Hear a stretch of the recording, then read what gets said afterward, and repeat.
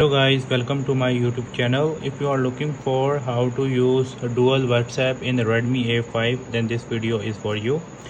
As you know that dual WhatsApp option is not available on this phone.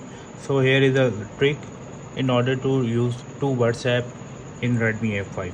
Simply you have to open WhatsApp and then you have to click on these three lines and then click on settings.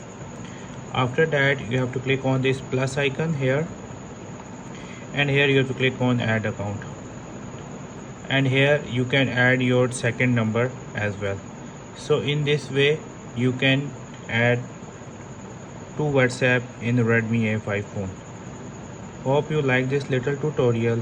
Feel free to subscribe to my channel, and if you have any question, ask me in the comment section. Thanks for watching. Bye bye.